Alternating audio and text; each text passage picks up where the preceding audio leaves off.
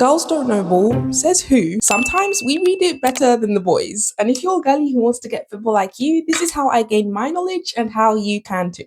If there's one major tip that I can give you, and it sounds really simple, but it's just watch football. Lots. If you're completely new and don't have anyone to watch yet, episodes 16 and 18 of this series have everything you need to get started. The more I watched, the more knowledge I gained. I researched when I noticed patterns on the pitch, if there was a particular thing that I was seeing repeatedly. For example, I picked up things such as knowing what a false nine was because I noticed how in the England national team, Harry Kane would be dropping back from his position as a number 9. And I kept wondering why, even though in the starting lineup he was at the front, I kept seeing him dropping deeper instead of always being in that central position. So from noticing that, I ended up finding out what that tactic was about, and it just helped me to understand the game even more. I familiarized myself with the rules and which players do what and where. So learning the differences between defenders, midfielders and forwards and the different positions in between from a fullback to a right winger. And I started looking at the lineups to know exactly who plays what position, and it helped me to follow along a lot quicker. As you watch more games, you get to pick out what to expect so that you can get more into the flow of the matches that you watch, even if you don't completely understand everything just yet. Another tip is to watch the matches with commentary on and listen to what the commentators are saying as the plays are being made in the game, and also the pundits at halftime and after the game. It really helped me with understanding lingo or a play that I just saw. Also, watching post-match analysis on social media really helped, and then fan commentary, whether on YouTube or TikTok. I also recommend learning and understanding the stats. These really add layers when it comes to understanding the performance, as when you look at stats after a game, it tells you who was dominating the possession compared to who took more shots and who actually converted them efficiently, who was defending more than the other team. Also, when you're watching, focus on patterns, not just the goals. Look at the build-up, what led to the goal, how they're passing to try and get through the opponent's defense. Again, ask yourself questions about players' positioning, the why this player might be here. Look at the team's passing and take note of how well they're keeping the ball or why they may be losing it a lot. Also, get to know the main key or star players in a team. Know their position, then as you watch, look at what their strengths are and pay attention to recurring patterns of their signature moves. Because knowing how these individual players operate help you spot a strategy in action. And finally, whatever teams or leagues you're watching, knowing the history, the rivalries, and the context helps immerse yourself in the culture and the storylines more. If you have tips on how to get football like you, drop them in the comments. And to get your favorite team's football shirts at great prices, click the link in my bio.